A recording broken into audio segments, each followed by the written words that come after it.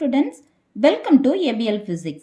12th Physics Unit 1ல இருக்கக்கூடிய ஒரு இம்பார்ட்டண்டான 3 மார்க் கொஸ்டின் தான் capacitance of a parallel plate capacitor. First நாம parallel plate capacitorனா என்ன, அப்புறமா capacitanceனா என்ன அப்படிங்கிறத பார்க்கலாம்.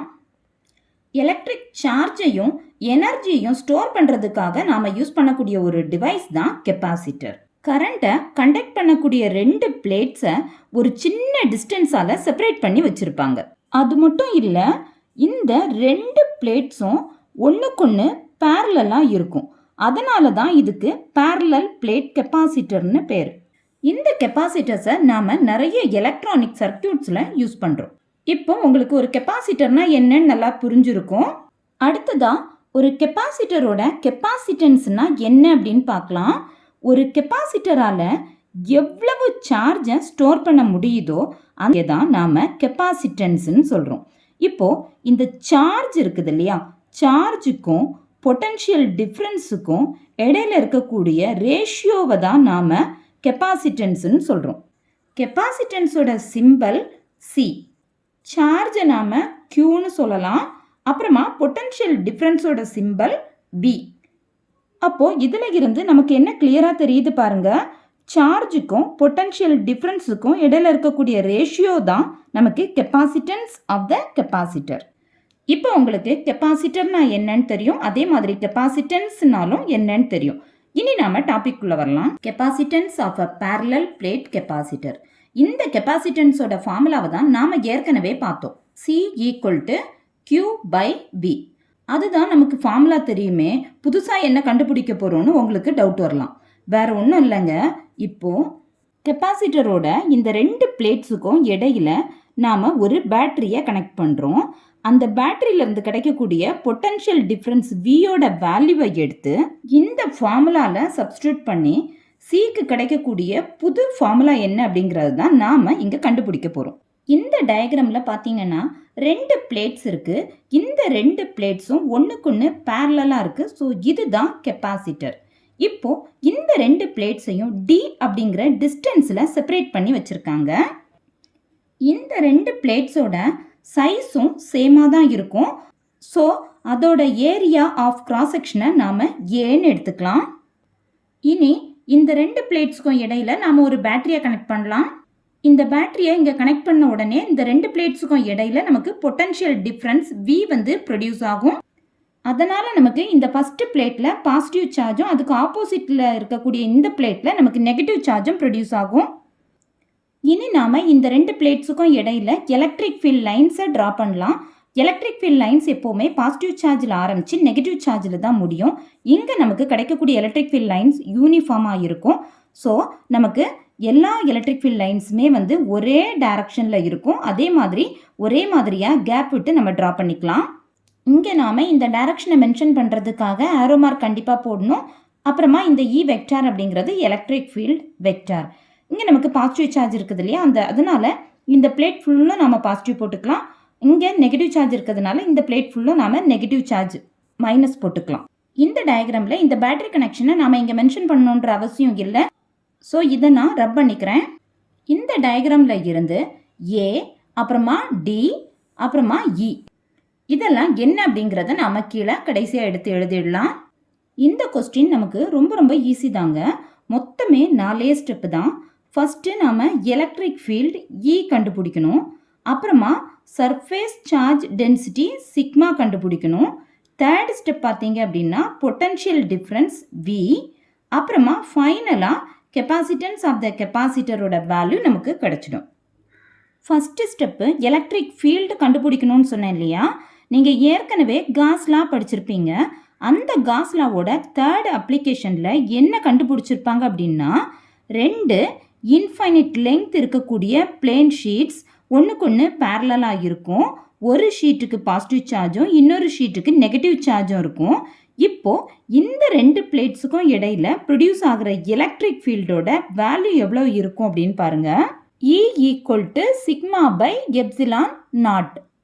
நாமளும் இங்கே ரெண்டு பேரலல் பிளேட்ஸ் தான் எடுத்துருக்குறோம். ஒன்றுக்கு பாசிட்டிவ் சார்ஜ் இருக்குது, இன்னொன்றுக்கு நெகட்டிவ் சார்ஜ் இருக்குது. ஸோ இந்த ரெண்டுக்கும் இடையில, இந்த ரெண்டு பிளேட்ஸ்க்கும் இடையில ப்ரொடியூஸ் ஆகிற எலக்ட்ரிக் ஃபீல்டோட வேல்யூவும் E equal to sigma by epsilon naught தான் இருக்கும். இதை நாம் ஈக்குவேஷன் 1ன்னு எடுத்துக்கலாம்.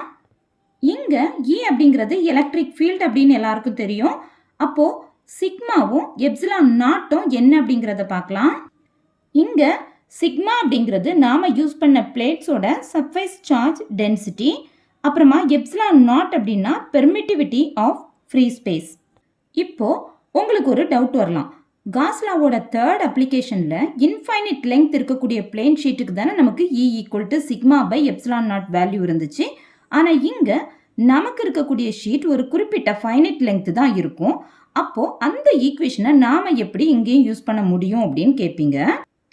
இங்கே நமக்கு இந்த பிளேட்டோட சைஸ், அதாவது ஏரியாவை கம்பேர் பண்ணுறப்ப இந்த ரெண்டு பிளேட்ஸையும் செப்பரேட் பண்ணி வச்சுருக்கக்கூடிய டிஸ்டன்ஸ் ரொம்ப ரொம்ப சின்ன வேல்யூவாக இருக்கும்.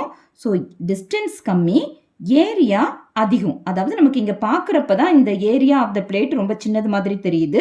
ஆனால் இது ஒரு ஷீட், ஸோ ஏரியா வந்து பெருசாக தான் இருக்கும் டிஸ்டன்ஸை கம்பேர் பண்ணும்போது.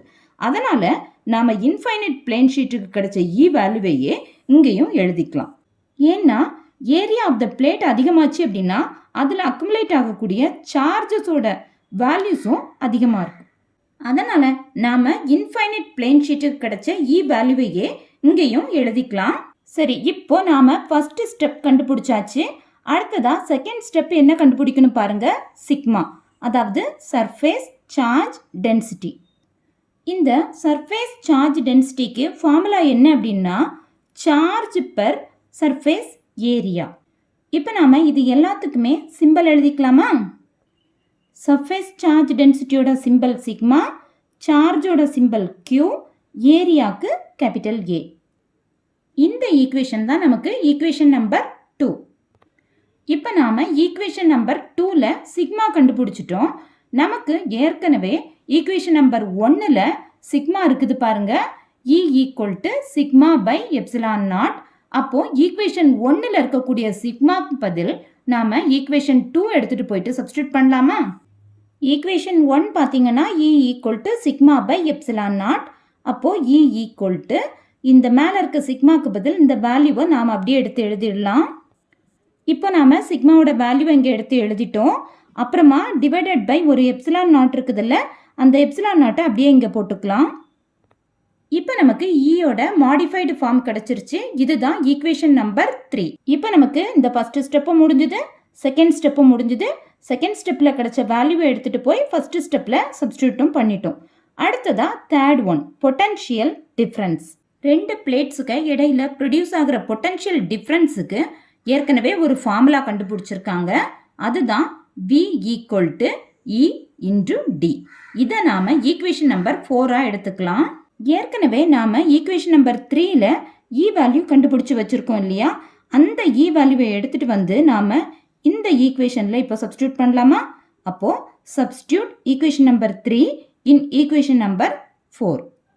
சரி, இப்போ நமக்கு என்ன கிடைக்கும் பாருங்க. V ஈக்குவல் டு இந்த ஈயோட வேல்யூவை அப்படியே இங்கே எடுத்து எழுதிட்டோம்.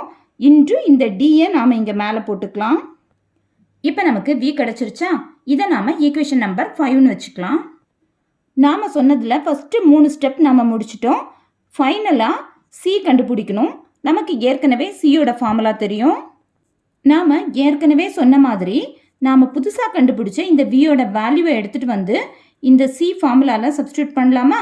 அப்போது நமக்கு கெப்பாசிட்டன்ஸ் ஆஃப் த கெப்பாசிட்டரோட வேல்யூ கிடச்சிடும். C equal to Q divided by இந்த V வேல்யூவை அப்படியே நான் கீழே எடுத்துகிட்டு வந்து போடுறேன். இப்போது நாம் இந்த Qவை அப்படியே இங்கே எழுதிக்கலாம். அப்புறமா நமக்கு இங்கே டினாமினேட்டரில் இருக்கிறத அப்படியே ரெசிப்ரோக்கலாக போட்டுக்கலாம். இனி நாம் இந்த ஈக்குவேஷனில் எதையாச்சும் கேன்சல் பண்ண முடியுமான்னு பாருங்கள். இங்கேயும் நமக்கு Q இருக்குது, இங்கேயும் Q இருக்கு இல்லையா? இந்த ரெண்டையும் கேன்சல் பண்ணிடலாம். மேலே இருக்க Qவும் கீழே இருக்க Qவும் நமக்கு கேன்சல் ஆகிடும். ஸோ ரிமைனிங் வேல்யூஸை எடுத்து எழுதலாம். நமக்கு இப்போ என்ன ஃபார்முலா கிடைக்குது பாருங்கள். C equal to epsilon naught A divided by D.